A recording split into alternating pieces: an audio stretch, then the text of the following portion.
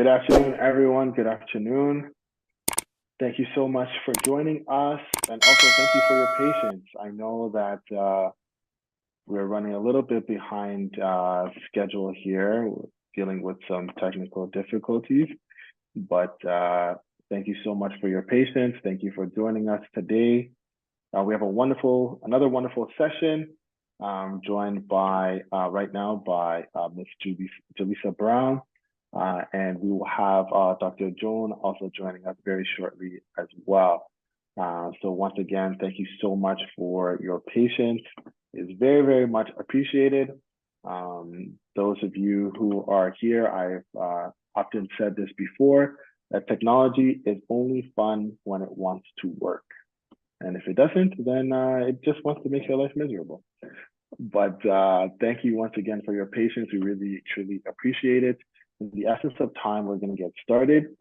And then once Dr. Joan arrives, I will now also introduce her as well.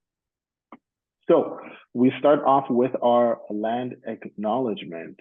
A land acknowledgement. So let's take a moment to acknowledge the land on which we gather. We recognize and respect the traditional owners and custodians of this land, traditional territory of the Huron-Wendat, of Wendake, and Mississauga, and express our gratitude for their enduring care and connection to this territory. We pay our respects to our elders, past, present, and emerging. In addition to acknowledging the land, we honor the ancestors who have lived on and cared for this land over generations. We acknowledge the rich tapestry of stories, wisdom, and traditions passed down through ancestral lines.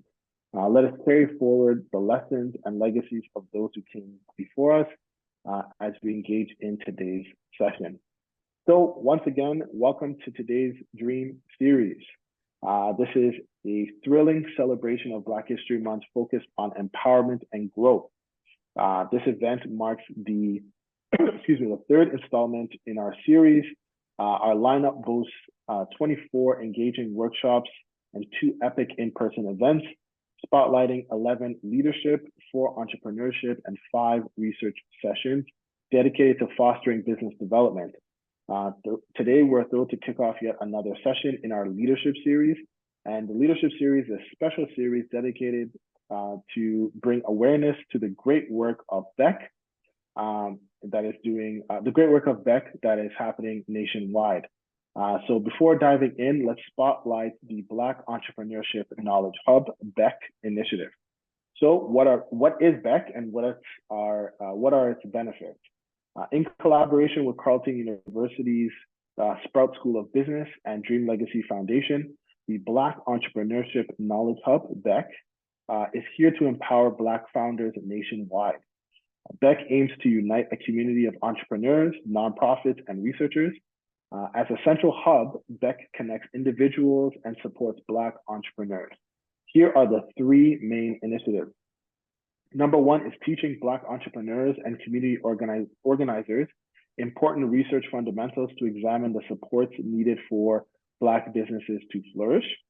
Number 2 is building an ecosystem mapping tool to help small businesses visualize and access the resources, partnerships, and mentorships they need to grow and succeed. And finally, number 3 is to gather insights from Black entrepreneurs like you in our community to help shape the future of Black entrepreneurship across Canada.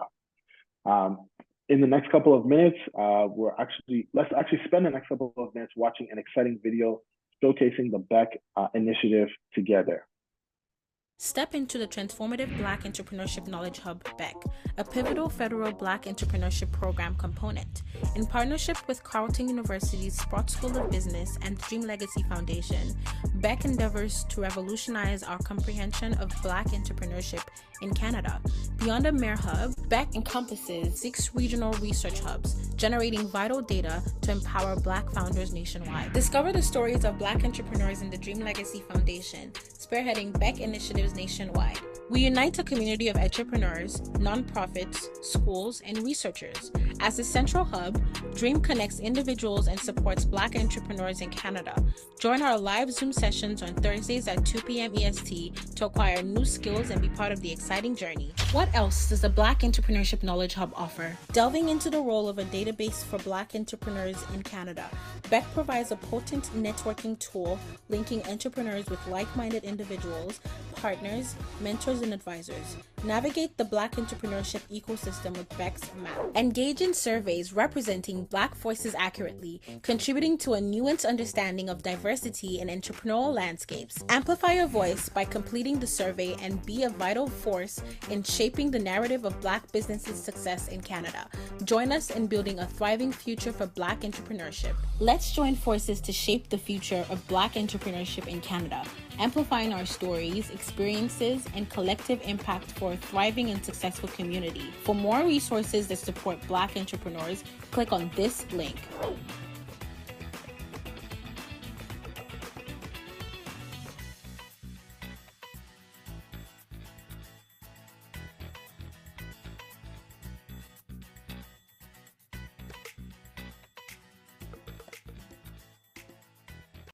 All right. Amazing stuff. So keep your eye on the chat as we drop the links to our survey. Please click on the link below before you leave the session to help move the Black entrepreneurship forward across Canada.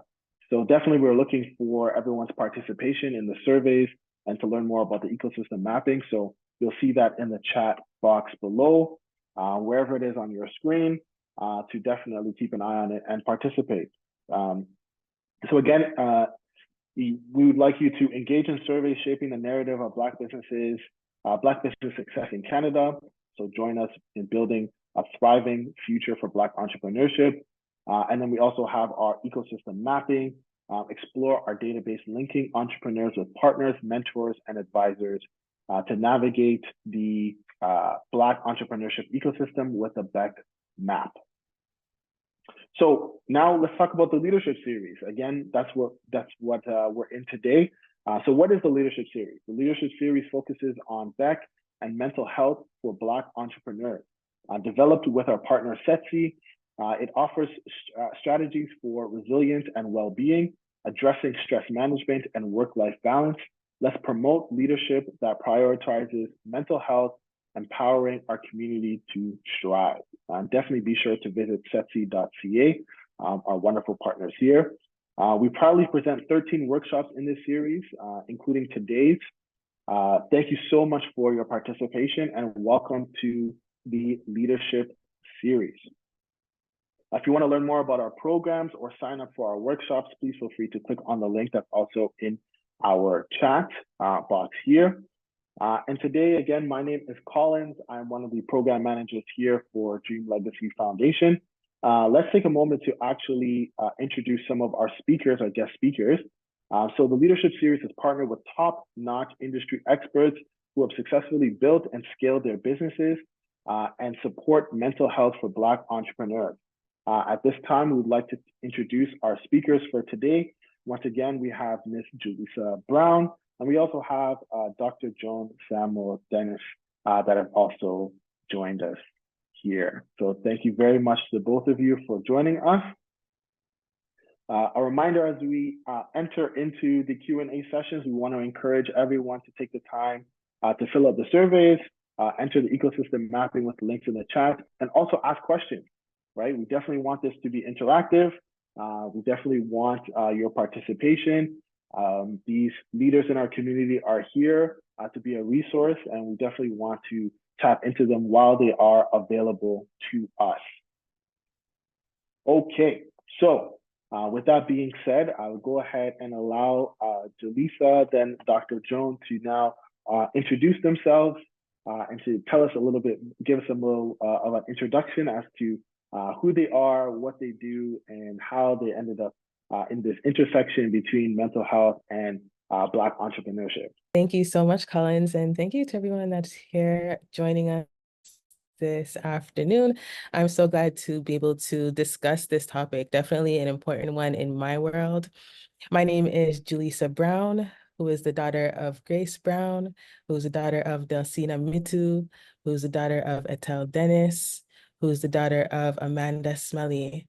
And I say that, and I love to say that because it reminds me of the strong ancestors that came before me and that guide me through the work that I do today. Um, Entrepreneurship, my very first experience in the entrepreneur world was I started a business as a confidence coach. I was helping Black women figure out how to exude confidence in the direction of their purpose. And so that was really the beginning of the work that I do and how everything that I'm currently doing now is really still grounded in community building.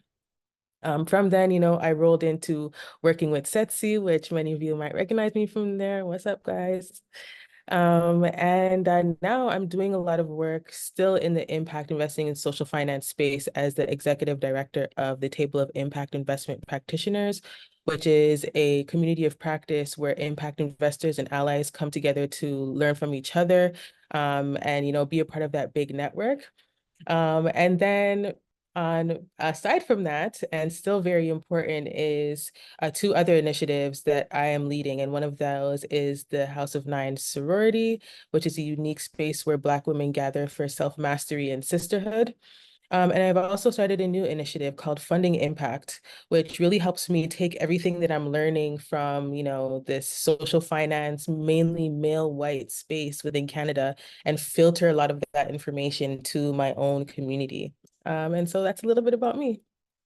Thank you. Jillisa, thank you for leading and thank you for honoring the ancestors in all the way that you did. That was pretty impressive. I love your background as well, so thank you for all that you bring to today's session. I am Dr. Joan Samuels Dennis. I'm the founder of the Becoming Institute, a fairly newly evolved organization, Black-led, Black-focused, but very much focused on teaching individuals how to become trauma recovery specialists. My background is nursing, and so as part of the work that I now do, it's about training nurses, allied health professionals, how to do trauma recovery work. And as you know, because of our history and all the places where trauma weaves itself into the tapestry of who we are as a people, it's so essential that we actually do the individual work as well as the collective work. So my steps towards entrepreneurship began with a question. The question was, how do I help an individual overcome the traumatic responses that they have? And so that question started in my nursing days. I was working with single mothers on social assistance. I was noticing all the ways in which their traumas prevented them from fully participating in life, in community, in family. And I wanted to impact that in a really huge way. Well, that question of how do I help an individual permanently resolve their traumas led me to begin to ask the question, how do I help an entire community resolve their traumas? And so I am kind of one of those doers, very practical. And so one of the places I think I can help is to actually infuse our community with a worker, a trauma recovery specialist that will then support us with having unhindered access to mental health services. So that's kind of my background. That's amazing, amazing stuff. Thank you both so much for sharing your stories here. And I'm sure we're going to get some more insights into the day-to-day wonderful work that you both do. Jillisa, I mean, that was an amazing introduction. I was taken aback and I was like, well, maybe I need to now go research my ancestors a little bit more. But thank you for applying pressure. So I appreciate that. So we'll get into a reminder to those who are tuning in. Please feel free, if you have any questions for our panelists, please feel free to use the chat box or raise your hand, the Q&A box, or you can raise your hand and ask your question as well to our panelists. Let's start, I guess, with Dr. Joan, since you were last to speak. Can you share a pivotal moment or an individual that has inspired you to dedicate your career to trauma recovery? particular within the context of, let's say, the African diaspora? Probably the biggest inspiration has been my mother. Not because she was a therapist or anything like that, but because the thing that I now see that is one of our greatest challenge as a people, as a nation, is intergenerational trauma. And I would say that because my mother was a single mother and always working and very hardworking woman she was, I give her so much credit and so much respect for the hard worker that she was. But she struggled. She struggled with many stressors. She struggled with many traumatic responses that she herself carried, whether it was her own traumatic responses or those of the ancestors. And she didn't know how to deal with that. And so once I started working in public health, and then I was working with single mothers who were unemployed and totally impaired and not able to actually participate in, fully in life, that really has been the inspiration and the motivation behind all of the transitions that I've gone through with my career. So these single mothers, including my own single mother, would inspire me to go on and do my master's, and that would inspire me to go on and do my PhD, and then really focus in on trauma, traumatic responses, however that shows up in all of our lives. And through that process have then been able to develop a therapeutic method that I'll own as my own, or I'll say that I co-developed it with another lady. Her name is Candace Blakely. But through that process, the last 8 years has been spent refining that method and really pulling it into a place where we can say that our response rate to that is 100%, and that when people walk through our door, every single session changes their lives. So I have moved then from being the single entrepreneur as a psychotherapist to now forming a corporation that is now going to teach people how to do these therapeutic modalities. And that is a fairly new thing in the Black community. I am looking for perhaps another Black doctorate who is also teaching Black individuals how to do psychotherapy. I don't think there's anyone else out there that I'm aware of.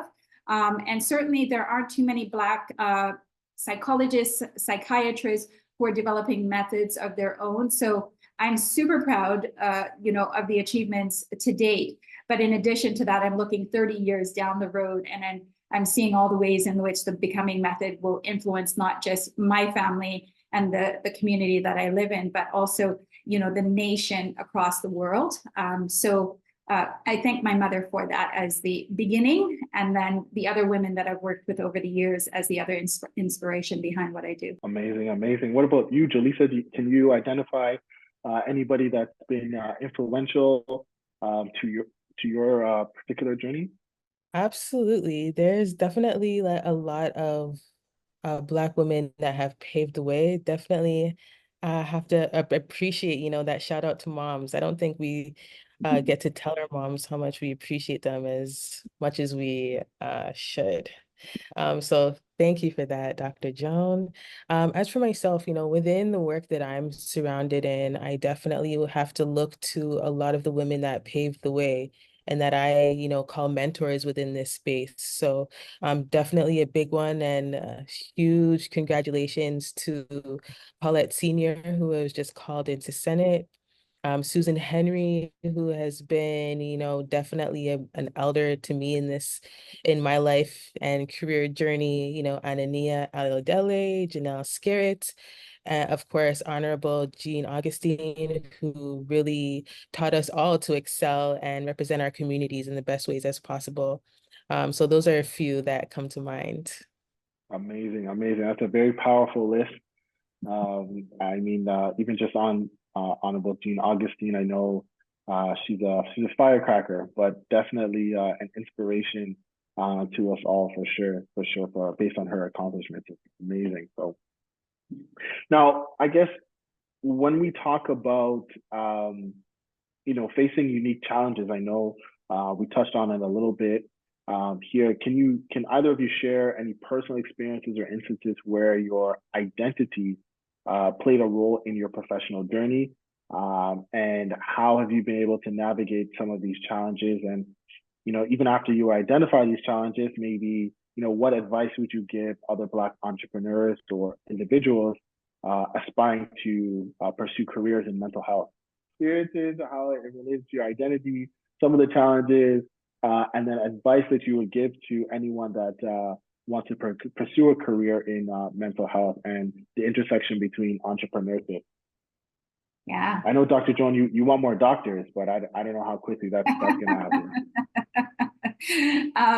Yeah, I think one of the things that I always ask is, what is the purpose of the Black experience, right? Like, if you don't have meaning behind the thing that has happened to you, it can make you rather hopeless. It can make you go into a place of despairing. And when we think about the meaning of life and all of those things, what is this Black experience that we all have, and why do we have it? Why is it that we get to experience this struggle in all the ways that we experience it, not just from our own individual lives, but then also from the perspective of the ancestors, whether it's my mother, my great-grandmother, my great-great-grandmother, the struggles have been enduring. And one of the things that I think is pivotal for us as a people and as a nation is to recognize that we have a role as healers, right? We have a role as peacemakers. We have a role to make a humanitarian shift happen and evolve where humanity stands in terms of how we function, in terms of how we relate to one another. All of those pieces matter. And when I think about entrepreneurship, I think about it as a calling. I think about it as, you don't just go into it to make money. I think for me, I could make a lot of money and my life would be very meaningless. So I think for anybody who comes into the mental health space, the identity that has been mine as a Black woman, and facing many of the challenges, and I would say one of the greatest challenges is not having a full awareness of the game you're playing and the ways in which you can play the game well. And it requires mentorship, it requires coaching, it requires a fair playing field. And I think the biggest challenge for me has been, okay, so who are the players in the game? What are the rules of the game? And so learning it from kind of a defensive position as opposed to a very proactive and long run into success, right? But the challenge for me has been, okay, I don't know something, but I almost feel like the thing I don't know has been kept from me. And so why don't I have full access to this thing that other races seem to have access to, so that I can play this game and play this game really well? So that has been a pivotal challenge for me. And so at some point you have to decide, do I stay in a game that I don't understand, that I don't know the rules, that I can't know my position, that I can't play it well? Or do I create something where I know exactly what it is that I'm doing? And I think the mental health space for me was not only a healing space for me and my family, but it has also been that space where in a very meaningful way, I could say, this is the way that I want to make a difference in the world. And then, by the way, I want to make some money while I do this thing that's very meaningful for me. So whereas most entrepreneurs will think about what is the product I can sell to somebody so that they can make some money, I think about what is the thing that I can sell to somebody so that generations from now, the impact will be present. And so that's kind of how I've chosen to shift things, because of my identity, because of the experiences that I have had and the generations before me have had. And so I tend to approach entrepreneurship in that style because I think that's been my way of coping with what I call a bit of the desert that has been here for Black entrepreneurs. I love that, Dr. Joan, because I think it's so important that, as people from the African diaspora, that, we create pathways to sovereignty. And so, being able to step away from those constructs that kind of keep us in a box and go into places where we can create our own realities and, do things for our communities is so, so important. So it definitely resonates with me. Um, so for myself, that's certainly one of the ways that I'm creating legacy for my family. But another part of my reality is that, I work within an ecosystem that I didn't create.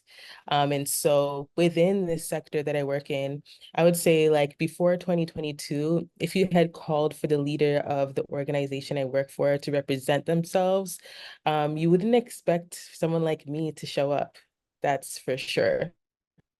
I entered the space just about 2 years before the murder of our brother George Floyd. And so this was a time when like that performative action wasn't really stirred up the way it was after the incident. And so this was before people were really looking at DEI in the way that they are now. And at the time, I must have been about 26 years old. So, obviously coming out of, childhood, really exploring young womanhood and, who I am and how I identify as a young woman. And around this time, the government was making some announcements about this $755 million fund where Canadian businesses could basically receive some repayable funding if they had a social or environmental mission for their business. And so, of course, at the time, I didn't expect to see many Black or racialized people in the room when I was invited to, hear this announcement. But I definitely also didn't expect to be the only person in the room, seeing that the intention was for it to reach across Canada. And so that was like my first experience within the field, and I could really feel the way that people looked at me and raised their eyebrows and whispered loudly, all while I acted like I couldn't hear them. And so I really had to, tap into a different part of myself to, you know, and also lean into my community to support me in knowing that I had worth in this space and, actually belonged there regardless of what everyone else around me made me feel in that space. And so over time, of course, I've experienced the microaggressions, the, meetings where people feel the need to say that the ecosystem is like vanilla ice cream and it doesn't need chocolate sprinkles, um, and other ridiculous things. And so definitely in regards to like mental health and wellness, there are two important things that I make sure to do to protect myself and definitely encourage others to do the same. And the first one is definitely setting boundaries according to your own personal worth and values. When I came into the position that I'm currently in, it came to a point in the negotiation where they had asked me what my salary expectations were. And of course, I shared them. Uh, Interestingly enough, a few days went by and they gave me a response that basically they were not able to meet my expectation. And they said the reason behind that was because it was going to be my first time with having the title of executive director on my resume. And so I was like, well, that answer is not acceptable to me because, yes, it doesn't say executive director on my resume, but it also doesn't articulate the generational lessons that I've received from my ancestors, especially regarding, diversity and inclusion that you guys are still trying to figure out. So now what? And basically, they said what they said about the salary, and I said what I said when I basically told them, well, if that's what you're willing to offer me, this is the amount of time I'm willing to offer you in return. So, I really had to tap into my sense of worth and understand that what I was bringing to the table, just because they said they weren't able to pay me more doesn't mean that I should discount myself in that experience. And then the second one, which was a really big one for me, and I'm still practicing, is, being able to figure out how to detach my personal work. Sorry, being able to detach my personal worth to the work that I produce. I think a lot of times, especially in places of leadership where a lot of people might not uh, believe in you, let's say, is, it's easy for us to feel imposter syndrome. It's easy for us to write a whole a proposal and then be like, man, was that even good enough? I already pressed send. What are they gonna think? Like, oh man, they've taken a few days to respond. What if they hate me? That means that no. I've really had to learn how to detach my personal worth from the work that I produce. And so definitely those are aspiring to grow in your career. In thinking of all this, just always do your best to provide value. Because one thing's for sure, no matter what people might think about the way I look, what kind of hair I'm rocking, how old I am, one thing's for sure is no one can tell me anything about the quality of work that I present. So always bring that value to the table. Like, know your worth and add tax, right? So that's amazing. Very well said. Very well said. I see here that we had a hand raised from Efia. I'm not sure if she still has a question for our panelists. Yeah. Can you hear me? Yes, we can, Efia. Good Okay. afternoon. Please go ahead. So my question is okay. Some of the things that I'm struggling with in terms of being an entrepreneur, as well as caring about Black people, is that my business feeds into sharing the culture and getting people to understand it. But then the work that I do full time is also helping Black people to kind of see their own worth and their own potential and stuff. And sometimes it conflicts, and sometimes I get caught up in the how can I do both? Which one is supposed to give in order for the other to be successful? Do you know what I mean? And so it's stressful because I think my calling is to help Black people, but my calling is also to be successful myself. And so trying to figure out what the balance is and how to figure out maybe what my true calling is if both of them kind of seem to be on the same level. Is it possible to do both? Do I need to figure out maybe it's something else? How do I kind of quiet my brain in that sense, or make a decision, or do I have to? I think it's kind of what I'm trying to ask. Yeah. I think I've been in that same position where you find yourself. I think at some point you do have to struggle with it and then eventually come to that place of really choosing to self-protect and self-care. And that might mean that at least for a little bit, you focus on your business and you focus on, getting that to perform really well, and then think about the helping a little bit later. It's not that you need to do it all here and now, but I think that can be pushed back. So that when you are in that real strong position, then you can offer that. So that might be one of the places that you begin. And then the other thing is to then think about, okay, well, what's stopping you from being successful in both areas as well? So is it a need to choose one right now, or is there just something that you're unaware of, or something that you'd like to be doing that maybe in your business you're not doing right now, in order to push you into that space that you want to be?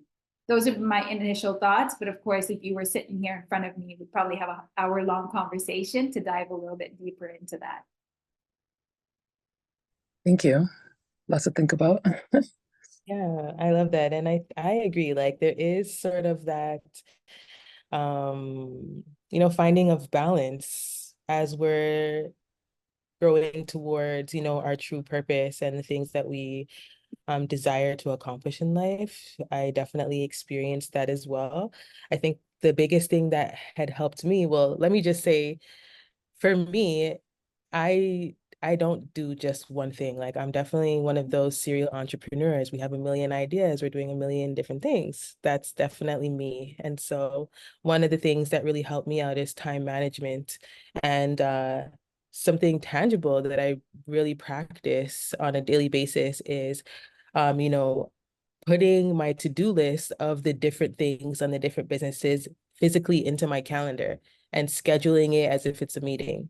And so when I hear ding ding, I know it's time for me to move on to the next task, or even perhaps create a little bit more time for myself and move one of the other tasks on to tomorrow, or whatever that means for me. But yeah, definitely time management. And also, I also have the problem of wanting to help everyone else figure out their stuff too. And so, one thing that I love to do is just being open and transparent about where I'm at, what's working with me right now.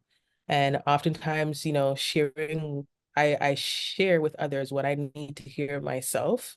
And I find that just, being transparent and all of that helps us all out all at once. Yeah.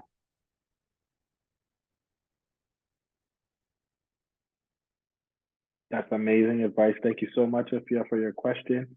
I hope you got the responses that you needed. You're taking away some value. All right, I got a thumbs up, so that's good. That's good.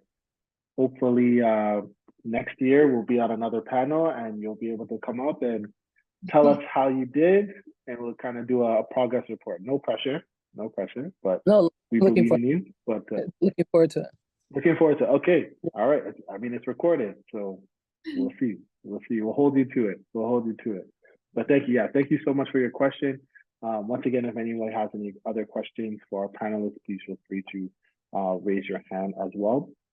And thank you as well to our panelists for a great response. I mean, every time somebody says something, I learn something new. I mean, the scheduling time block, amazing. I'm also one of those people that have multiple things going on at the same time. So that is a great solution for sure, for sure. So another question, I guess, for both of you is when we talk about creating safe spaces and we talk about accessibility, when we talk about mental health resources, what steps do you believe are essential for creating more inclusive and accessible mental health resources? And could you provide some mental health resources to our entrepreneurs or our community that are in attendance that we can kind of take away with? Jillisa, do you want to go first? Sure, sis, no problem at all. I would say that, in the last little bit, I would say that our community has definitely been putting a considerable amount of effort into creating initiatives and opportunities for us to have access to mental health resources. And so I want to say kudos to all of the professionals, mental health professionals, who have created these inclusive spaces for us. And I'm just going to be real and say that I think right now an essential step is for our community members to engage with the resources that have been created for them. I think, again, like, we're coming from a space where there wasn't anything really happening, and our community has been putting an effort forth to ensure that there are opportunities for us to grow with our mental health. So yes, engage, participate in the healing circles, do the surveys, because that's definitely a big part of it. A lot of times we rely on the data that we receive from you in order to create things and more resources for you. And also, feel or have the courage to seek that help that you need through it all. If I'm to throw out some initiatives out there, I would say the first one that comes to mind that's happening right now is called Sisters in Healing by Brianna Chanel Therapy. Check her out. I've also seen one by Agape Lens that has, services that she offers to the public. Who else? Actually, the Sisters in Solidarity program, run by House of Nine Sorority and Sisters in Solidarity. We come together to do help Black women entrepreneurs get their business investment ready, but we do also touch on mental health and wellness and self-care and all that kind of stuff. I'll drop that link in the chat box for you, actually. So those are a few that come to mind. I mentioned that, thank you, Jillisa. I mentioned that the Becoming Institute is now training individuals from the Black community to be trauma recovery specialists. So we are going out to nurses, allied health professionals, even physicians, and asking them the question, would you like to be supported with a certificate that then fosters entrepreneurship or just helps you to then be able to support the population with access to mental health, resources. So there's that aspect of what we're doing, and what might push us out in the sector is a little bit different. And then beyond that, we have a program that we're launching. It's called 10,000 Hours. What we're providing is unhindered access to trauma recovery specialists. So for anybody in the business network, anyone in the Black community, if you go to our website, it's becomingmethod.com. You can book a consultation to see if you're a good fit. We offer 16 weeks of therapy and for free. And so if you want to access that with us, you're more than welcome to do that. The other way that we're supporting the community is with, you talked about the healing circles. So we're putting on our first truth, forgiveness, and reconciliation gathering. And we're inviting members of the community to not just engage in individual trauma recovery work, but to actually recognize that as a community, we now need to engage as a collective in healing work. And so we're providing on both, so it's education on the one hand that I think is a great resource to the community. On the other hand, it's the individual therapy. And then on the other hand, it's the communal and the collective work that we need to do in order to heal ourselves. And so we invite anyone who's interested to come to that event. We're just finalizing the date, but I think we're centering around our Truth and Reconciliation Weekend. The National Truth and Reconciliation Weekend in September is more likely where we're going to settle with that. But we think it's also one of those spaces where we can not just influence the Black community, but the Indigenous, or I should say the Aboriginal community as well. In terms of other resources that are out there, the Black Health Professional Network. So, I think you're quite familiar with them. And so they're a great resource as well. The Black Therapist List is also a great resource. One thing I would say to anyone who is listening, if you truly want to heal and become well, do not engage in psychoeducation. So stop going to the workshops that talk about mental health and instead actually engage with therapists who are qualified to treat us. One of the biggest disadvantage that we can actually do for ourselves is to engage in what I call unsafe therapy. Unsafe therapy means you are walking into a therapeutic, client practitioner relationship where that individual lacks understanding about our experience, lacks understanding about racism and just the deep-rooted ways in which it impacts us. If you walk into a space like that, you are putting yourself at a disadvantage. So it's time for us to have not just trauma recovery specialists in our community, but those who are qualified with indigenized knowledge, Indigenous ways of being, who emphasize the very things that our ancestors would emphasize. These are the ways in which we strengthen ourselves. We become rooted and grounded in our own traditions, our own techniques. It's very important as you go through this process as well. The other thing I will say is your mental health is your greatest resource. So you can be physically healthy, and if you're mentally unwell, you go nowhere, right? So it is important for us to begin to normalize therapy within our community. It's so essential for us to begin to teach very young children, as young as 3, 4, that to go to therapy is a normal part of life and living. And so if we have a good therapist and we expect therapy to be part of our life, when we're stressed, we will go and seek out the therapist that we should seek out. Otherwise, our community tends to disenfranchise itself. It tends to say, well, therapy, I don't believe in therapy. We can't actually do that. It's embarrassing. We stigmatize it ourselves in so many different ways. So the biggest thing that we can do for ourselves as a community is to begin to normalize this as just common practice, things that people do to keep healthy. Amazing, amazing. I have so many questions that have come from what you just mentioned, Dr. Joan. But in the essence of time, for the sake of time, I know, again, we want to respect everybody's time. I guess my first question would be, you touched on it a little bit in terms of finding the correct resource for our community, which is very, very important.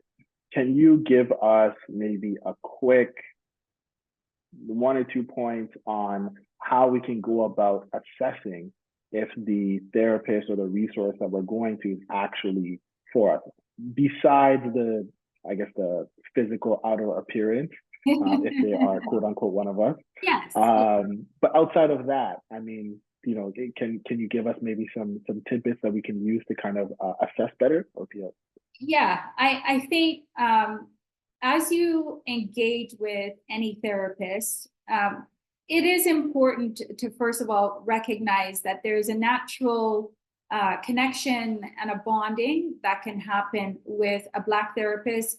I'm not saying it can't happen with a white therapist, but there's an understanding amongst us that I think we need to recognize is really important. I think regardless of religion and those kinds of orientation, we have a strong spiritual orientation, even without being religious. And so it's important for us to connect with a therapist on 2 levels.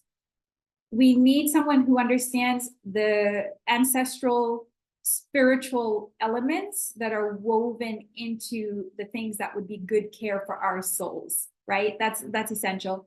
Then the other thing is we need a therapist who understands, because even Black therapists don't understand sometimes racism and the ways in which it impacts, right? So you need to have someone who recognizes that there are these social, systemic,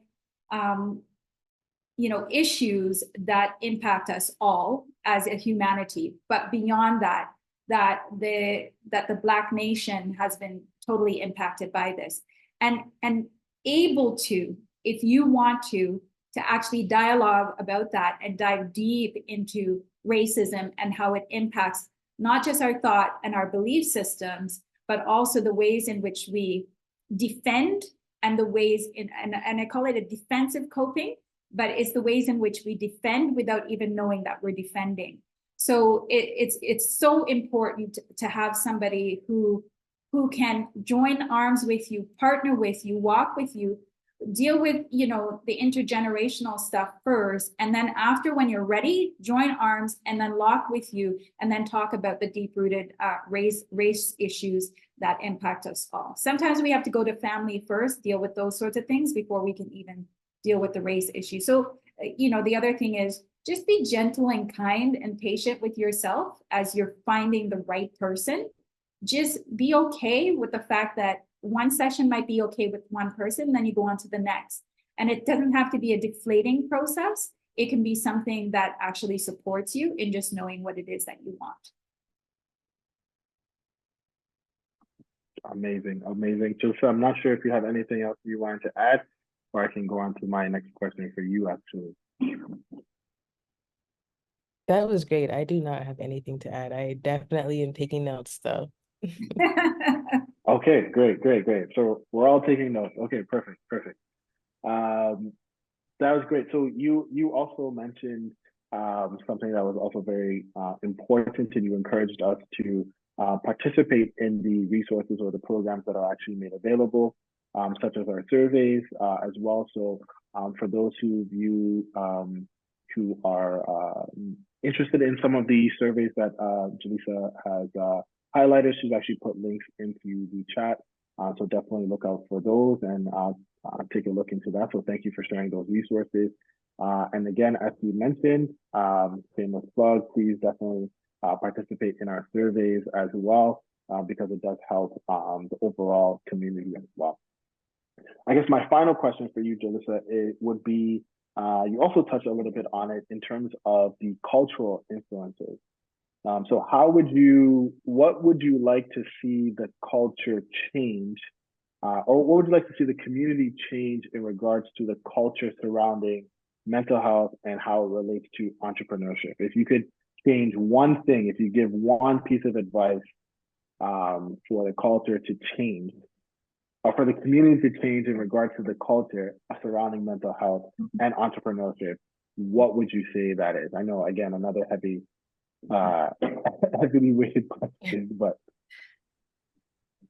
I would say that I think one of the biggest barriers across entrepreneurship and mental health is like the scarcity mindset and like the trauma related to that. And definitely through the journey with Dr. Jones and any other professionals that you resonate with can help you like overcome some of that trauma.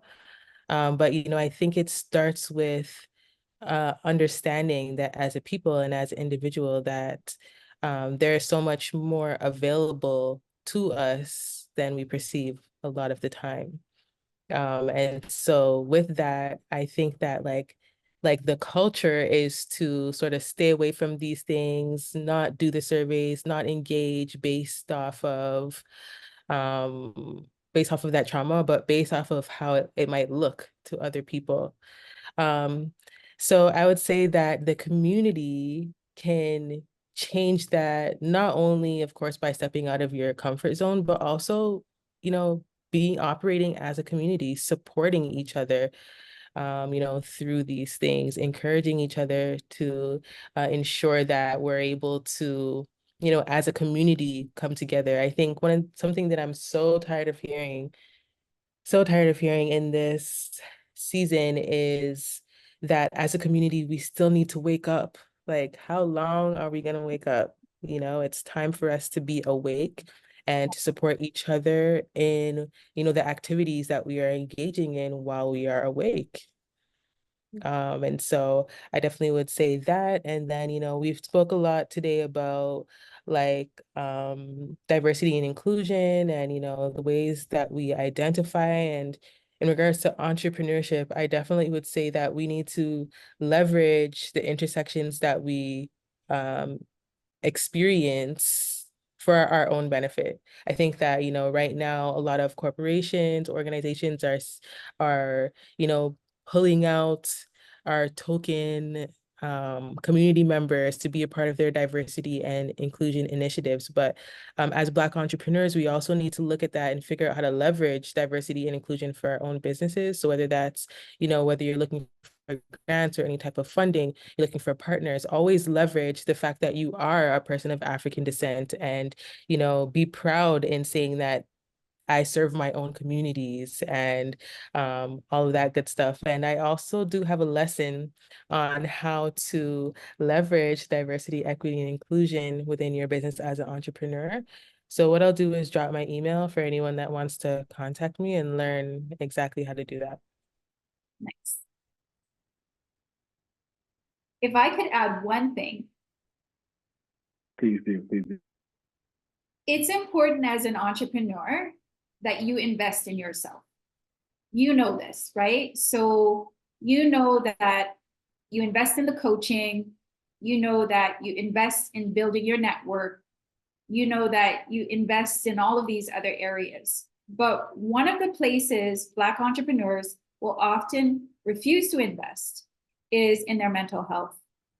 And so if I could, you know, say, okay, you don't want to have to purchase the insurance or whatever the case may be, but set $1,000 aside a year and just have that be money that is about supporting your mental health and your well-being. I cannot tell you how many people who come through our program that the one thing immediately after they get the clarity, you know, because everybody thinks they're clear until they come through our program, right? But then once they get through that space of clarity, then they're like, oh, that thing that I've been wanting to do, that block that has been there, that has been hindering me from doing that thing, it's now removed. And now I see the clear path ahead. So I cannot tell you that when you invest in this particular area of life, like $1,000 a year, invest in 3 sessions with a trained, really good psychotherapist. Get the clarity that you need, and you will actually find that you get more productive, you get more creative, you get more innovative, you get more money. That scarcity mindset disappears. You know, all the fears that would hold you back from success, those disappear as well.